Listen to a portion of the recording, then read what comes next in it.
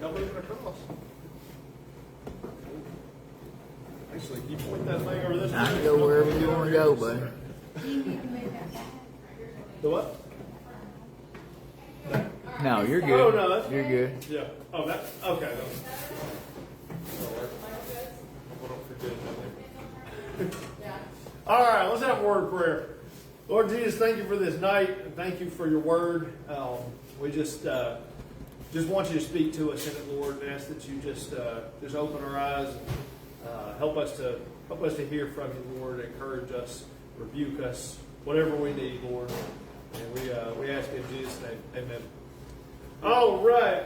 So we're looking at Psalm 37 tonight, a grand tour of the Psalms. And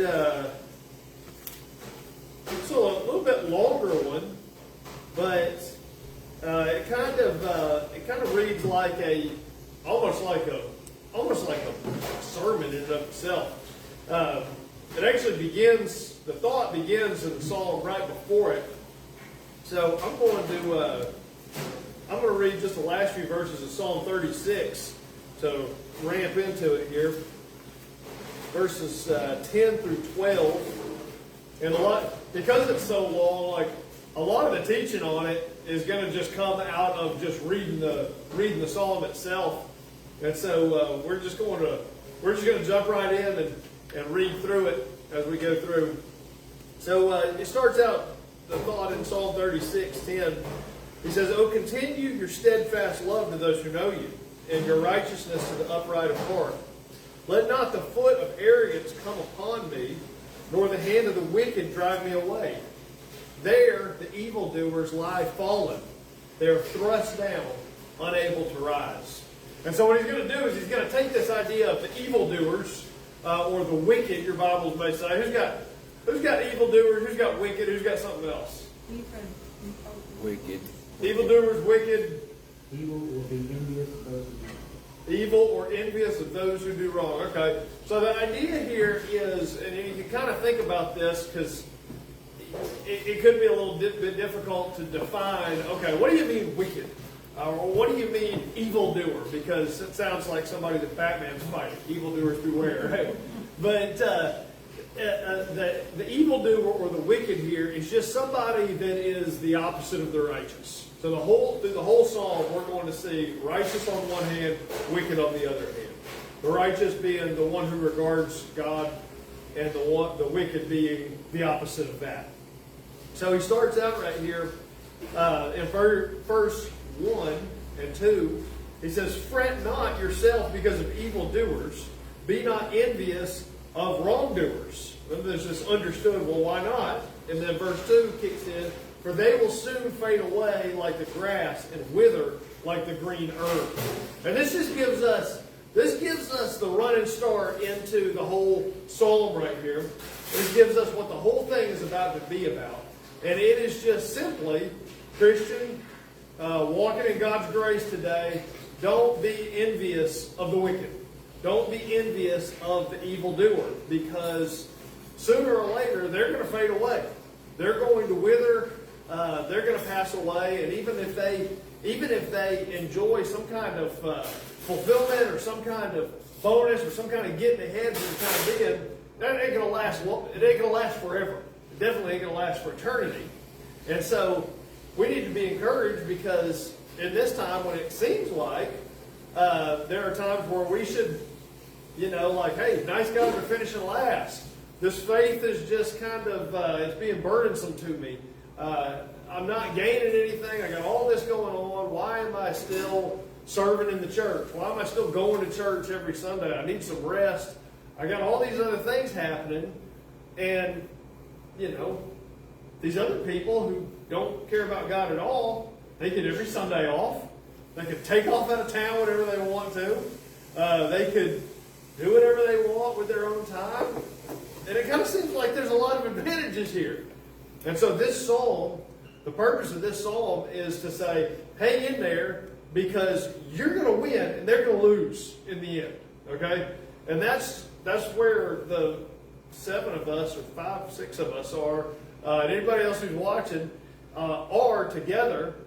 we got to remember, like, hey, we're in this for the long haul. So this whole psalm right here is kind of caught up in this thought that in the long run, namely eternity, and through occasional difficulty, the Lord ruins the wicked, but the righteous inherit the land.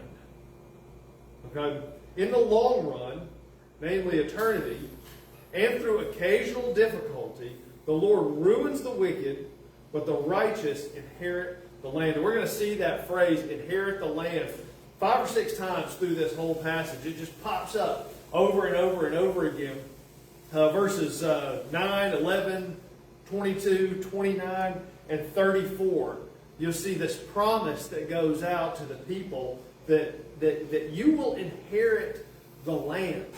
And it's this idea of getting the thing that you've needed, getting the sustenance that you have, that your soul's always craved, that you've always pursued, that you've always needed. You're going to get it if you hang in there. Okay, and not necessarily in this life, but in eternity, you're going to get it. But we are going to hit some things that are advantageous in this life too. We got to remember the long run in everything that we're doing, and we can dial this down to the micro to the micro of where we are in life, to where we're not thinking just so abstractly all the time about eternity, because there are a lot of benefits to investing in the long run for just us in our day-to-day lives. Now, what are some of them? What are some things that you are better off with in the long run? What are some things that you are better off with if you take the long way than if you take the microwave method? What are some things that are better crock-potted than microwave? All right, throw some out there. I got a list here. I don't know. Yeah, you do. Your health? Yeah, okay, yeah, like as far as like, You know, yeah, the instant gratification of drinking 5 milkshakes versus, you're drinking more water. That kind of thing. Yeah, better off in the long run. Yeah. What are you gonna say, Miss Kathy? I know you wanted to. No. I think it's just endurance. It gives you the True. endurance and you gain so much more wisdom in the long run than you would in the short. Mm-hmm. And like the car that wants to pass everybody, to get to the front. Yeah. In the emergency lane, he's going to be. Yep, that's right. Yep. What's some other ones?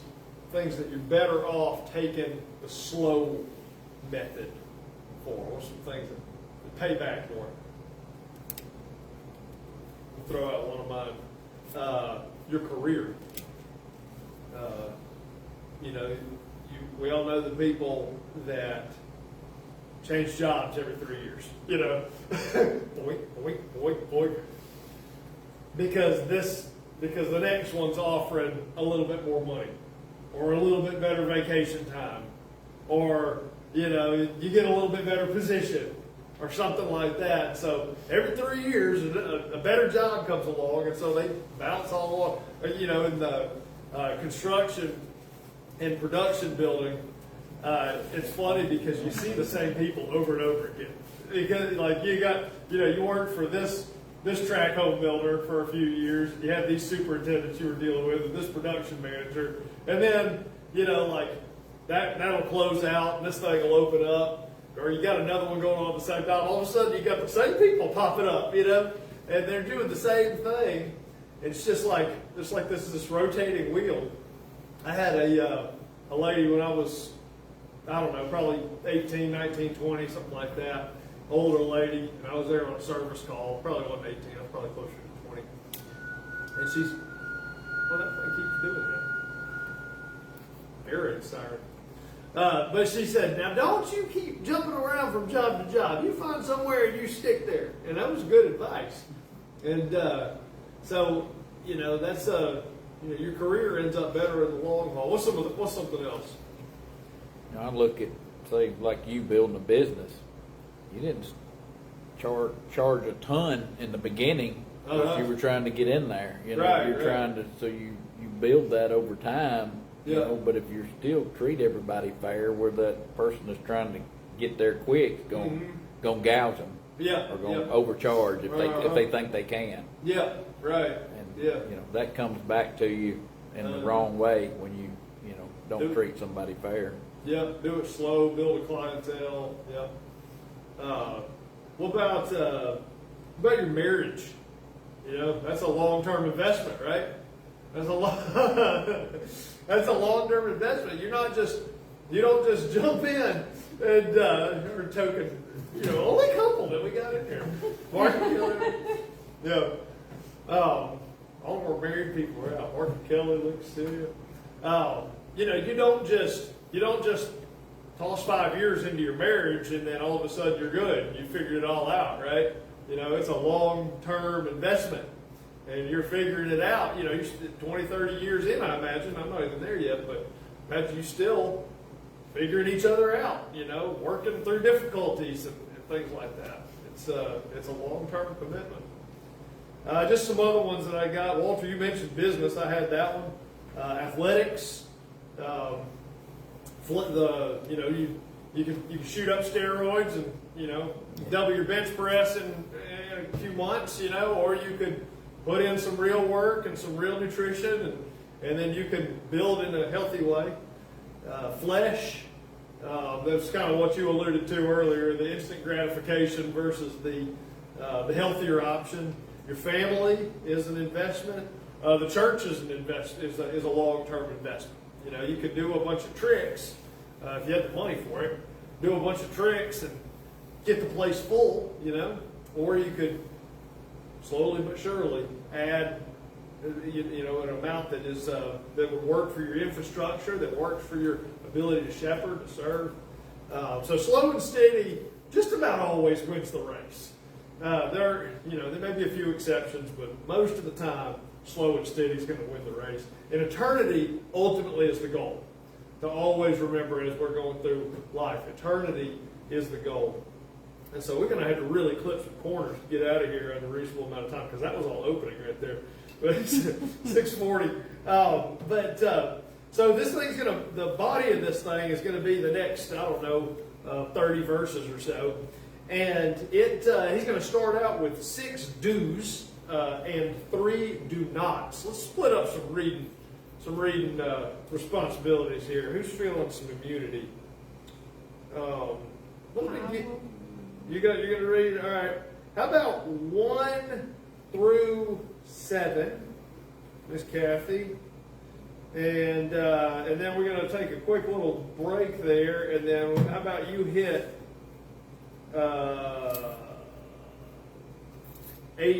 verse 8 as well.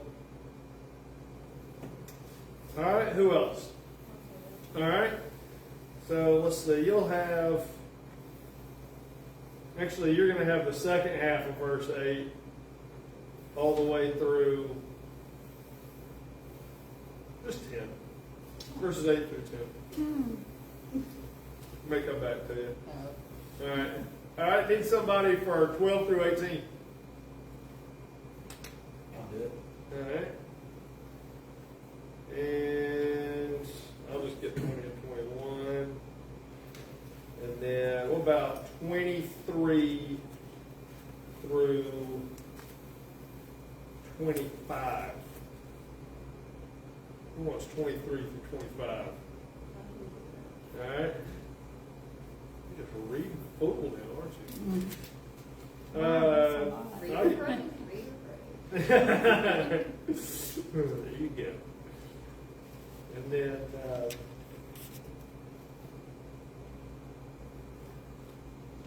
I'm going to do a handful of the rest of the next ones. All right, and then 34 through 40. Take it from 34 through 40. I can do that. All right, My Bible reads differently. that's fine. We'll get the picture.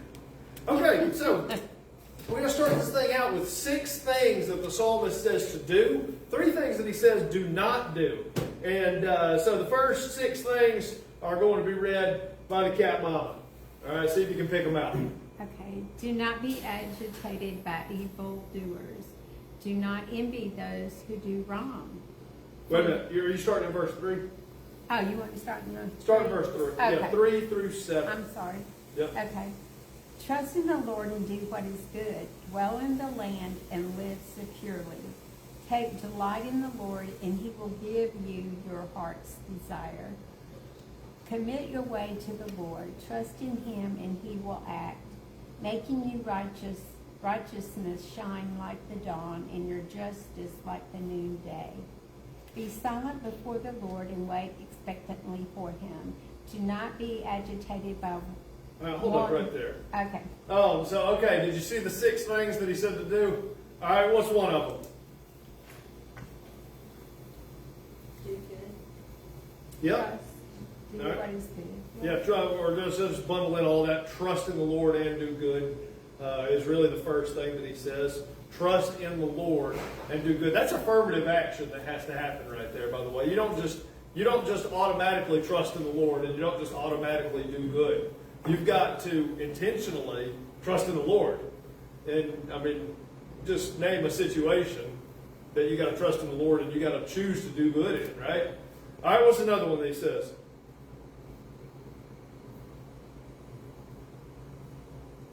He will give you your heart's desire.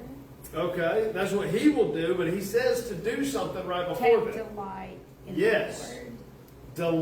Delight yourself in the Lord, and the result is he will give you the desires of your heart.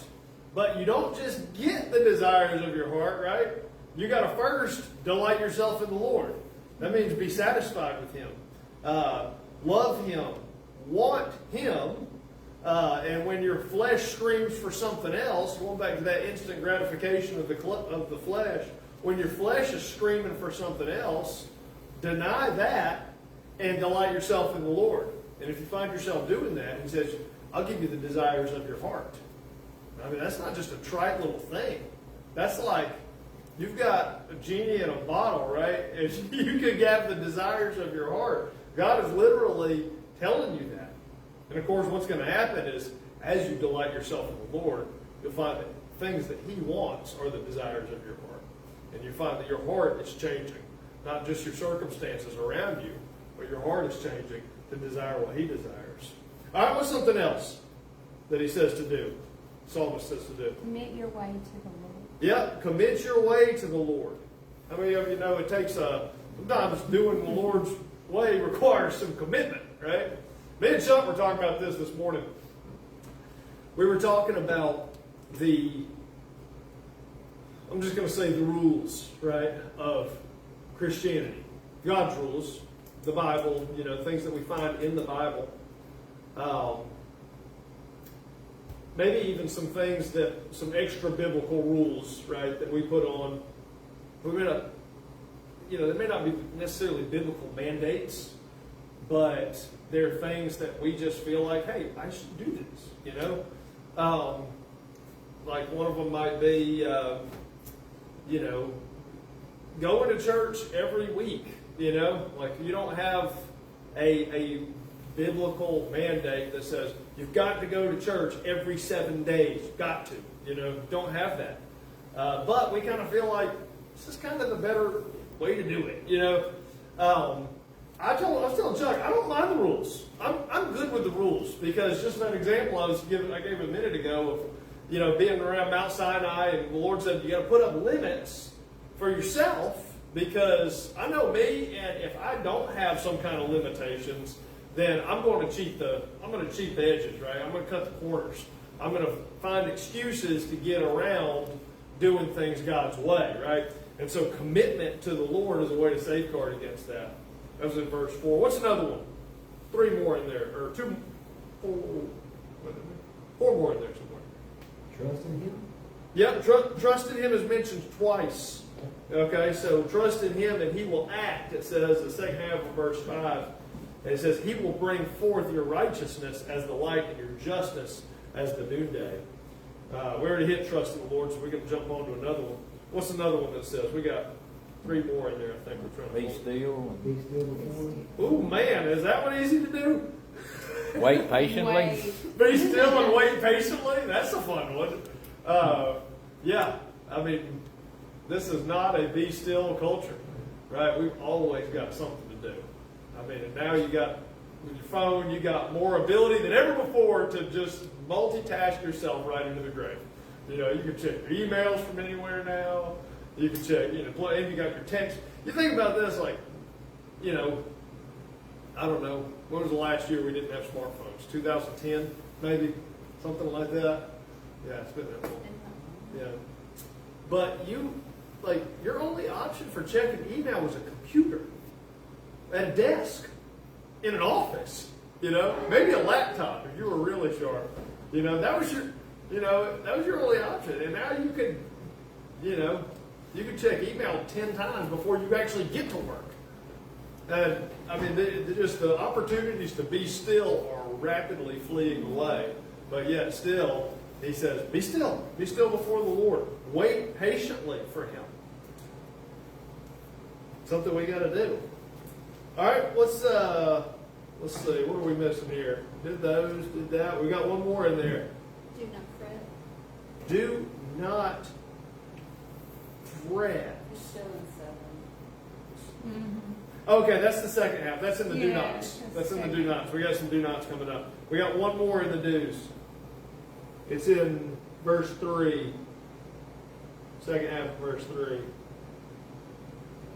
Dwell in the land. Yep. Dwell in the land, and mine says befriend faithfulness.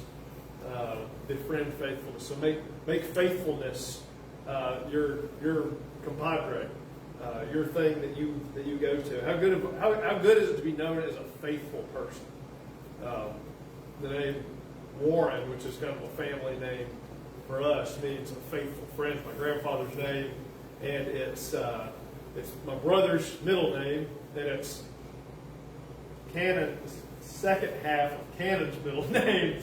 So it means a faithful friend. And we used to, when my mom and dad named Jacob Warren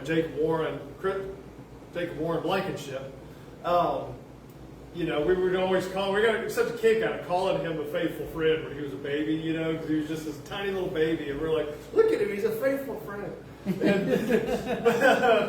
But it's a biblical mandate, though. Befriend faithfulness. Be a faithful friend. That's something that's got a lot of value that's slipping away. The word friend is so cheapened now. You know, we got all of these Facebook friends, or social media friends, or likes, followers, whatever it is. The word friend is really cheapened, and the idea of faithfulness is really cheapened. So that when we actually see genuine faithfulness, it's a rarity, and it's a commodity. So those are the 6 do's, and then we've got 3 do nots to tack on to that. And by the way, I just want to encourage y'all for just a second. If we just run out of time, I'm not going to try to cram all of this in. So if it looks like man, how long are we going to be here? Then we'll just kill it when it's time. But we have 3 do nots that come in here too. 1 repeat. So Ms. Kathy, will you read the second half of verse 7 on through the first half of verse 8?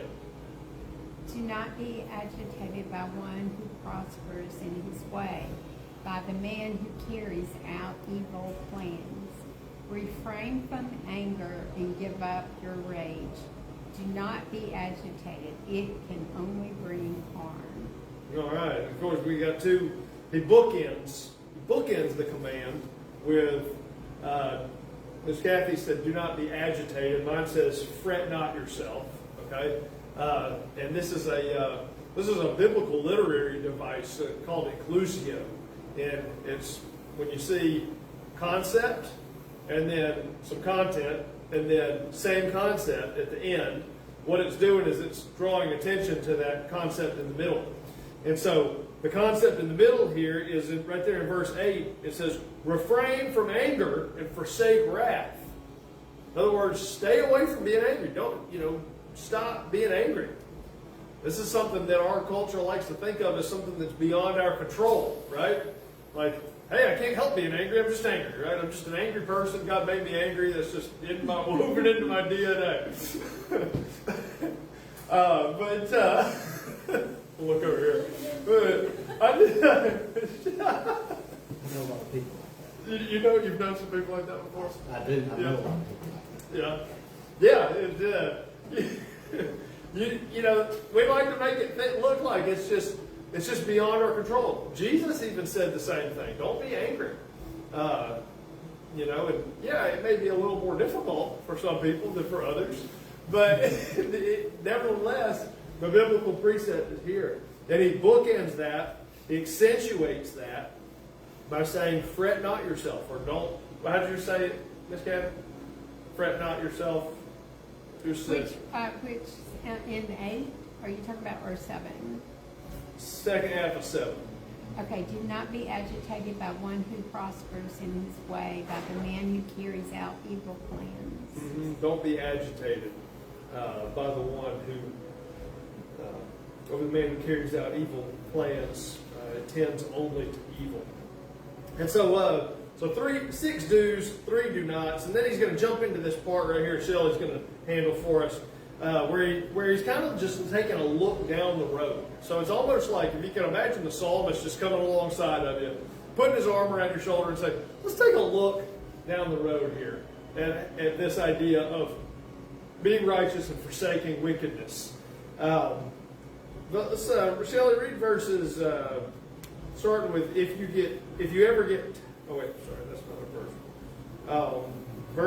starting with verse 9. 9 and 10. 9 and 10, yeah. For those who are evil will be destroyed, but those who hope in the Lord will inherit the land. A little while and the wicked will be no more. Though you look for them, they will not be found. Okay, and 11. But the meek will inherit the land and enjoy peace and prosperity. All right, so we got our first 2 occurrences of inheriting the land right here. Second half of verse 9, he says, evildoers be cut off, but those who wait for the Lord, there goes that waiting on the Lord again, shall inherit the land. And also, who inherits the land? The meek shall inherit the land. Matthew 5:5 says, blessed are the meek. Jesus says, blessed are the meek, for they will inherit the earth, or inherit the land.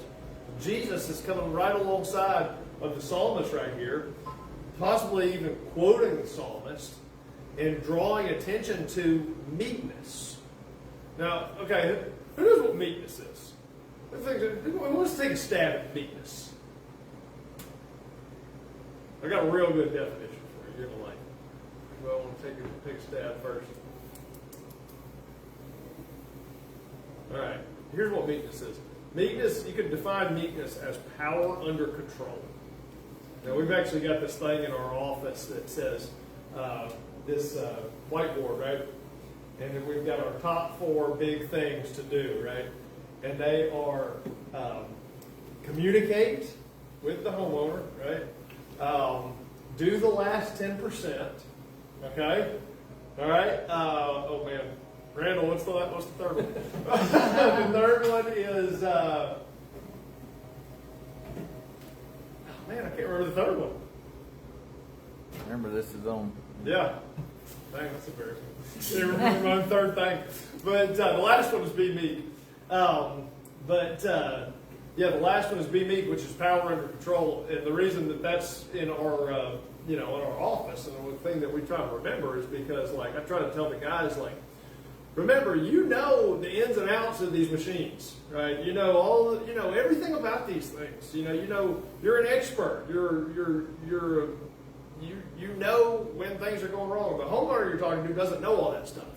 And so, you got to be patient with them, because if they are starting to kind of smart off with you about something that they don't understand, then don't feel like you got to put them in their place because, you're too stupid to know what I know about your air conditioner. That kind of thing. Be meek, have power under control. And I cannot believe I don't remember my own third thing right now. But, so that's what meekness is. Jesus was described as a meek person, right? He had all the power, but he kept it under control, right? He had the power to, jump off the temple and a legion of angels catch him before he hits the ground. but he didn't use it. He was meek. He had meekness, because the meek inherit the land. So we get the next verses 12 through 18 give us God's perspective on this thing. After we kind of take a look down the road, we got God's perspective. So Brady, we read that 12 through 18 chunk. The wicked plot against the righteous and gnash their teeth at them, but the Lord laughs at the wicked, for he knows their day is coming. The wicked draw the sword and bend the bow to bring down the poor and needy, to slay those whose ways are upright, but their sword will pierce their own hearts, and their bows will be broken. Better the little that the righteous have than the wealth of many wicked, for the power of the wicked will be broken, but the Lord upholds the righteous. The blameless spend their days under the Lord's care, and their inheritance will endure forever. Oh, going through 20, I'm sorry. In times of disaster they will not wither, in days of famine they will enjoy plenty, but the wicked will perish. Though the Lord's enemies are like the flowers of the field, they will be consumed, they will go up in smoke. All right, so a lot of places that the attention is drawn to the Lord right here. So far we've looked at a lot of things that we're supposed to do or not do. Don't be envious of wicked doers, of evil doers. Don't fret over them. Trust in the Lord, do good, befriend faithfulness, delight yourself. A lot of practical tips for what we're supposed to do, but we haven't actually heard a lot about what the Lord does. And so right here we get God's perspective towards the wicked. In verse 13 it says he laughs at the wicked.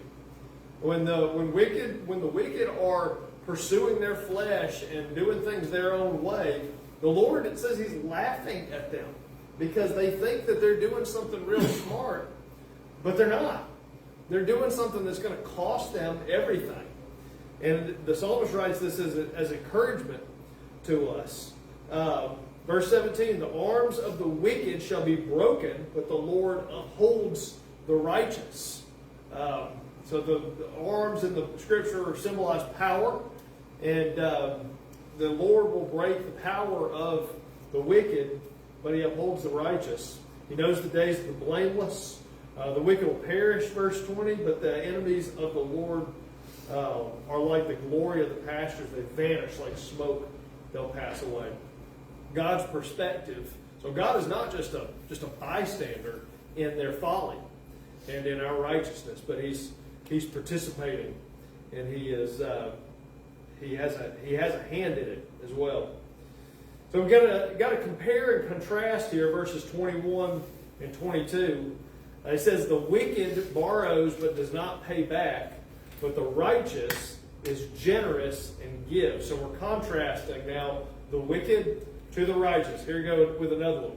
Those blessed by the Lord shall inherit the land, but those cursed by him shall be cut off. So we've got two different instances of the Lord. Here's what the wicked does. Here's what the righteous does. The first one, the wicked borrows but doesn't pay back. The second one, the righteous is generous and gives. So a mark of wickedness, greed. A mark of righteousness, being generous. Okay? Same thing in verse 22. As a result, those who are blessed by the Lord will inherit the land. There's the third time that it's used. But those cursed by him shall be cut off. So another compare and contrast. And so this all kind of leads up to the big question that so many people get tripped up by when they get to this part. And that is, where is God in hard times? And that's what this conundrum has messed up so many people and has had people angry with God, walking away from the faith. Where is he when things are hard? I thought that the righteous were supposed to inherit the land. I thought the righteous were supposed to, get paid back with righteousness. I thought the wicked were supposed to have their arms broken, and be laughed at by God. But God, I am serving you with my whole heart, and now, my family member is sick. Or, I'm giving you everything. I'm giving you over and above my tithe. I'm serving, and now I've lost my job. What is it, Lord? I thought I was supposed to get paid back righteousness for all of this. He addresses this. Verses 23 through 25. Go ahead and read those, Shelley. 23 through 25. The Lord makes firm the steps of the one who delights in him. Though he may stumble, he will not fall, for the Lord upholds him with his hand. I was young and now I'm old, yet I have never seen the righteous forsaken or their children begging bread. All right. Right there in verse 24. Though he fall, he shall not be cast headlong, for the Lord upholds his hand. And the psalmist right here is admitting there are going to be some times when you fall. There's going to be some times when things don't go quite right. But even when you fall, it says he will not be cast headlong. He won't be utterly destroyed. But actually the Lord upholds his hand. You don't have to look far in Scripture. Remember this, if you're going through a trial, because your emotions get in, and you start wanting to say these things like, man, God, where's, I've given all of this for you, and now I'm getting garbage back. Man, pick a figure out of the Bible and see if he didn't or she didn't experience some terrible trials for following the Lord. You could literally pick any children's church Bible character and find some hardship that they stumbled into as a result of following the Lord. And he just promises, hang in there. You won't be cast headlong. And then he says in verse 25, I have been young and now I'm old, yet I have not seen the righteous forsaken or his children begging for bread. Now that is a bold thing to say. That's a bold promise to make. That's like him standing there and saying, mark my words, if you follow the Lord, you will not go hungry. You will not be put to shame. Guaranteed. 100%. It doesn't matter. He's literally assuming every horrible thing that can happen in the world.